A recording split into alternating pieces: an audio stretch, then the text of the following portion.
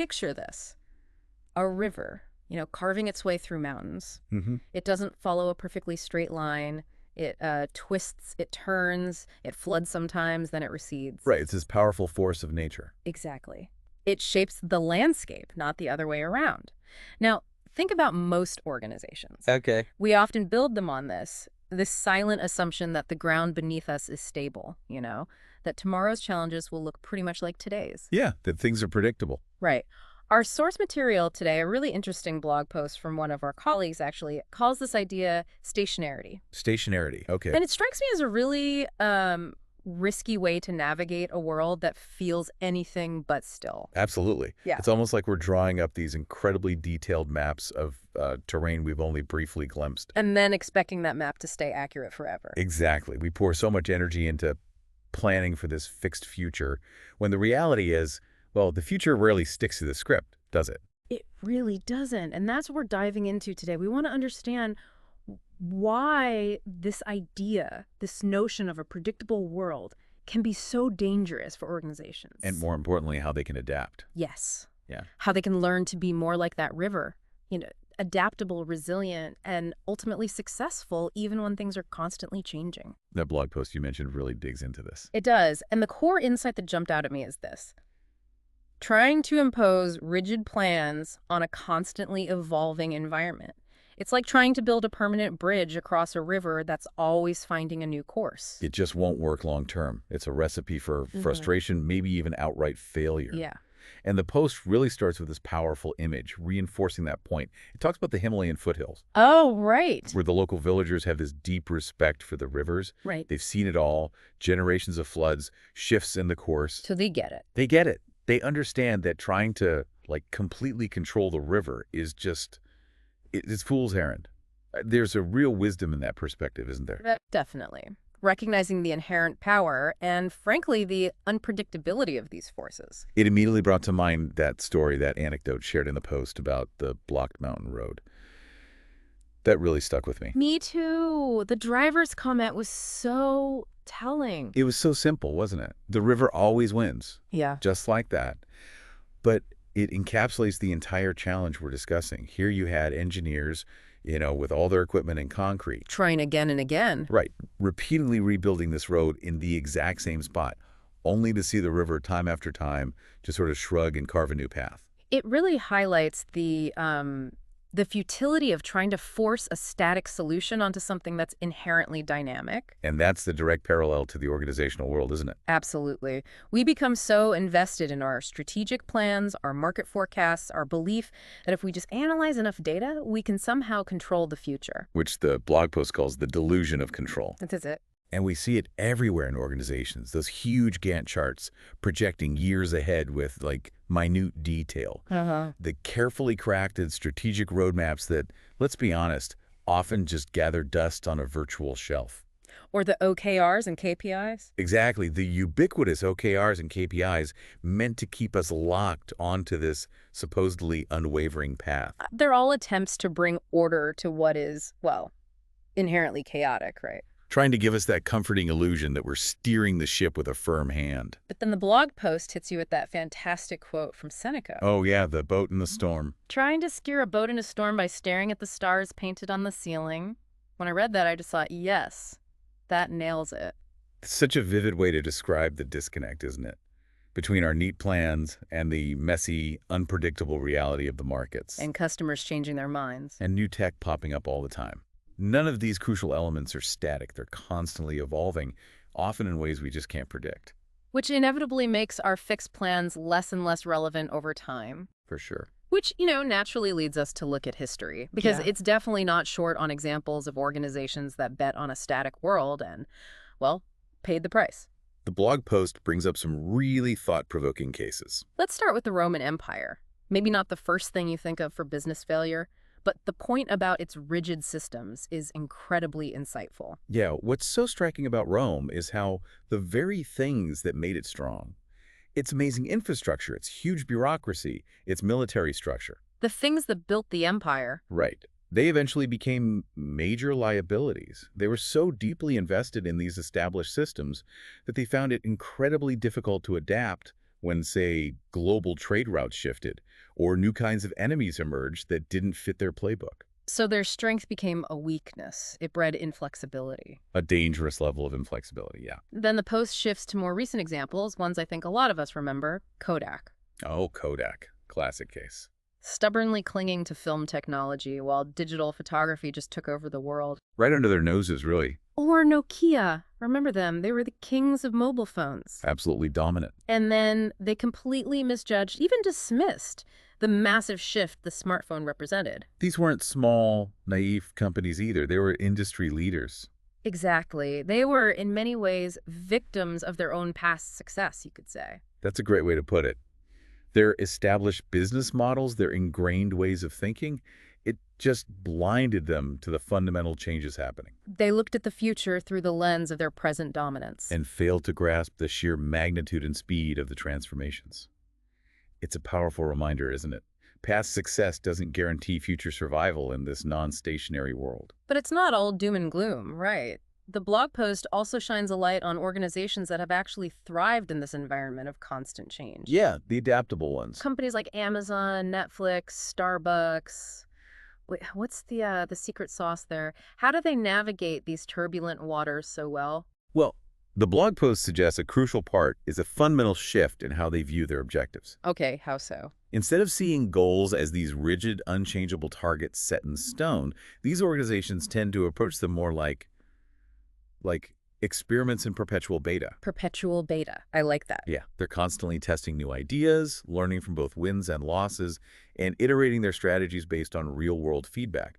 There's this built-in agility, a willingness to adapt, that seems core to how they operate. Which brings us to a really intriguing concept introduced in the blog post from our team, KPX, Key Performance Experiments. Right, KPX instead of KPI. Can you unpack that a bit? How is KPX different from the traditional KPIs we all know? Okay, so the shift is subtle, but I think really powerful. It's about mindset.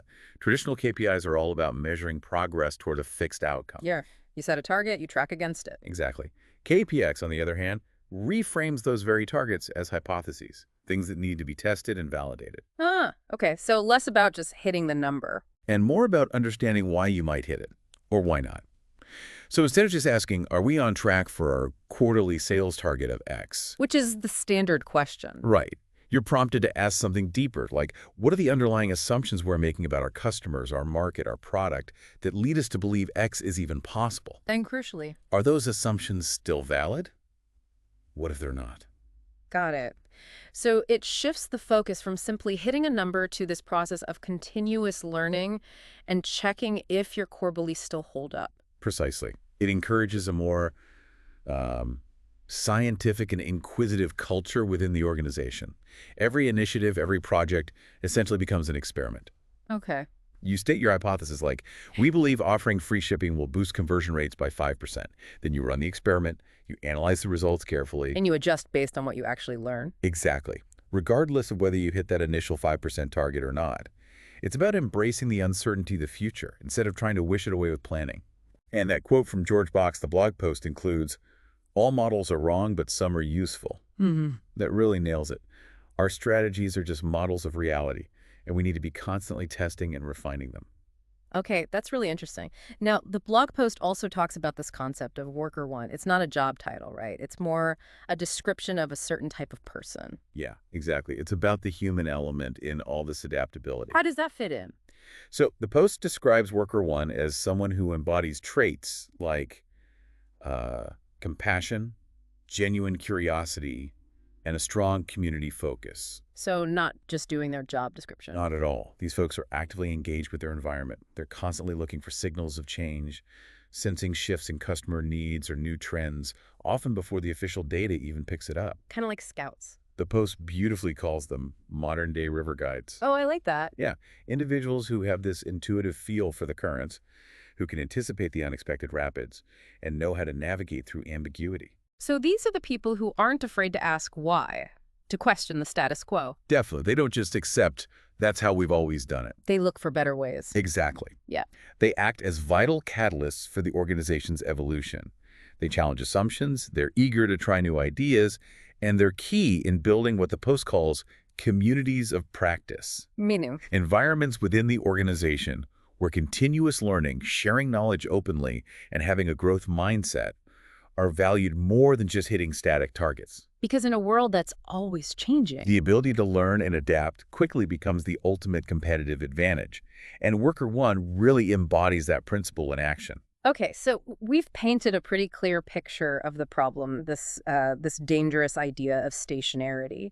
And we've explored some guiding principles like KPIs and nurturing that worker one mindset. But what are some concrete, actionable steps? Things organizations can actually do to become more like that flowing river we started with. The post touches on some practical strategies. It does. And the first one is pretty provocative. Kill the org chart.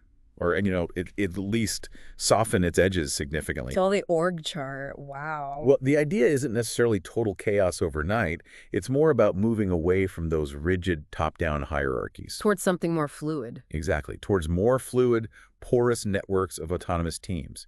Teams that have the freedom and the authority to make decisions and adapt quickly to what they're seeing without getting bogged down in layers of approvals. That makes a lot of sense. If every decision has to climb the ladder and come back down, you're just too slow. You missed the window. Ah. What else? Another key strategy is to build feedback loops into the DNA of the organization. Okay, feedback loops. How? It means setting up continuous two-way communication channels, not just with customers, but also with employees, partners, the whole ecosystem. So listening constantly from all directions. Right. Instead of just relying on infrequent surveys or purely top-down memos, you need a culture where feedback is actively sought out, genuinely valued, and actually acted upon quickly. Real-time learning. And then there's the critical piece about learning itself. Invest in learning velocity, as the blog post puts it. Learning velocity. I like that term. Me too. It's about actively fostering that culture of curiosity we mentioned, where experimentation is encouraged. And mistakes aren't punished, but seen as learning opportunities. Exactly. Organizations need to create spaces where people feel safe to explore new ideas, build new skills, and share what they learn openly. Think of it as building the muscle for continuous adaptation. Makes sense. You have to practice it. The blog post also mentions embracing community capital and choosing to celebrate the river. Can you elaborate on those? Sure. Embracing community capital is about recognizing that no organization is an island, right? Building strong, mutually beneficial relationships and creating shared value within your broader ecosystem, suppliers, partners, maybe even unexpected collaborators that can provide a crucial buffer and a source of resilience when things get disrupted externally. Like having allies. Exactly. And Celebrate the River is really a call to fundamentally shift our perspective on change itself. How so? To stop viewing unpredictability and flux as these threats we have to fight against, and instead start seeing them as just inherent features of the environment. Something to be navigated, maybe even embraced for the new possibilities they can unlock. It really does bring us full circle, doesn't it? Back to that initial image of the river. Yeah. The blog post concludes by reminding us that rivers, even with all their unpredictability, are also sources of immense beauty. They create incredibly fertile environments along their ever-changing paths. That meandering course isn't a flaw. It's actually what allows for growth, for renewal, for new things to emerge. So by reframing this idea of non-stationarity not as something to fear and control, but as a natural, maybe even beneficial force. Organizations can unlock new levels of innovation, agility, and ultimately long-term resilience. The future, as the blog post puts it so well, doesn't belong to those clinging to outdated maps of a static world. But to those who learn how to read the shifting currents and adapt their course as they go. So the core message is incredibly clear. We need to ditch the illusion of a stable world and actively build organizations that can flow, adapt, and ultimately thrive amidst these constant currents of change. It really makes you reflect on our own approaches, doesn't it? Yeah. To planning, to strategy. Are we subconsciously trying to build dams against this inevitable flow? Or are we learning to become better navigators? Yeah, better river guides. Absolutely. And that brings us to a final thought for you, our listener. Mm-hmm. Think about your own work, your team, your organization. How is change currently viewed? How is it approached? Is it something to be resisted, minimized?